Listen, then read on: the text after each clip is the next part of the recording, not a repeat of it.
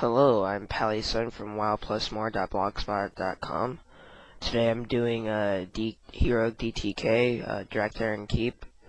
It's the first time I've actually played WoW in a couple of months, so it's going to be a little rusty, but all in all, I did pretty good. My record overall on DTK and time-wise was about 18 minutes, so with a good group I can get it through here pretty fast. I didn't really time this one, but it went by pretty fast. Now, pally pulling, I'm going to talk about. It's extremely simple. It's probably the reason why I chose to be a pally, because I wanted to tank in raids and heroics. Plus, they're in a great need in our realm. I chose pally because they're probably the easiest to judge for now until expansion. If you notice back there, that black circle that dropped, and Direct There and Keep, in case you've never been in here, the whole object is to stay out of that black circle because it can do some terrible damage on you, and of course if you're a mage or something wearing cloth, you'll die pretty fast. Now, the reason why I like pallies is because most of Wrath is AoE pulls, and this is a good example of a big AoE pull. As you see, it was chain pulling, and these people weren't too keen on letting me get aggro before they started doing damage, but no one died, which is always a good thing. I'm still trying to get back into the use of tanking since it's been a while. But yeah, this rare item blue drops. I don't think I went in anyway. But yeah, most of Wrath is AoE pulls, and I don't know. I just believe pallies are the best for that, and everyone wants a pally in their raid, so why not make a pally and get into all the raids? So the first boss up here is Trollgrade, I think, and there's an achievement for him if you kill him before he gets to 10 consumptions, and I'll have a strat up for that later, but we downed him in like 47 seconds, so I don't think it mattered anyway. I don't think anyone in this group needed this achievement, but yeah, I'll post a video on how to do it later. So in this room, you have the spiders, and basically you have to kill the spider. Like once the spider gets down to 35%, he goes into that cave, as you saw there. And if he reaches the cave, he I guess lets out his kids to come attack you too, which adds to more AoE and can possibly lead to death if the tank doesn't keep him under control.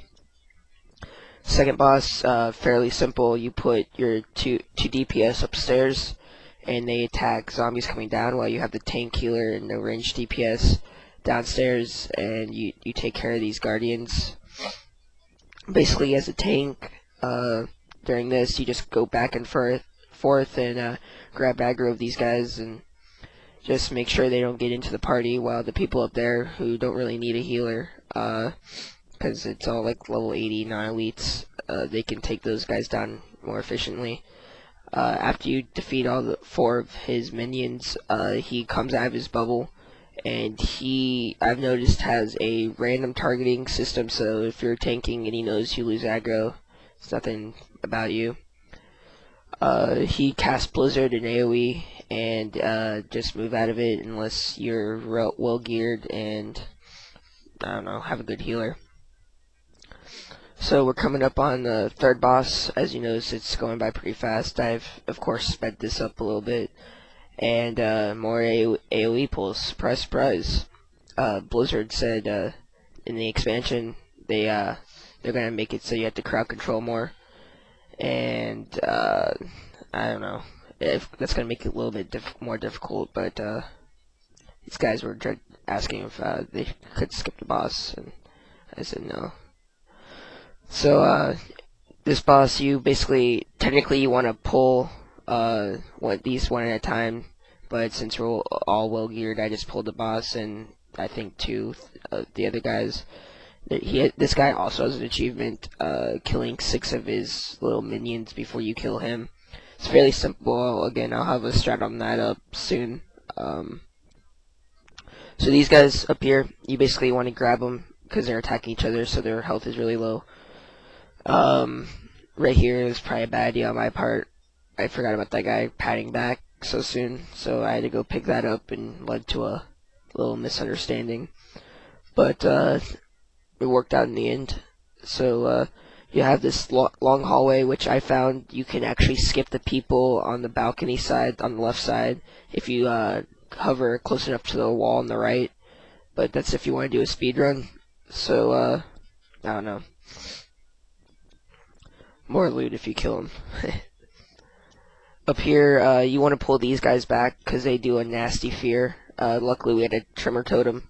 So, but in past groups, I've had people get feared into the mobs over there and aggro more of them, and it just turns out terrible because most people can't handle it. After you kill these two guys, you go up to that last boss. He himself is very simple. Basically, tank and spank. He does a move called Decaying Flesh, which turns you into a skeleton. And basically, the tank, all you have to do is press 2. DPS do 1, 4, and I think heals does number 3. He will summon a poison cloud, which you want to stay out of, and that's it. So hope you had a good time. Later.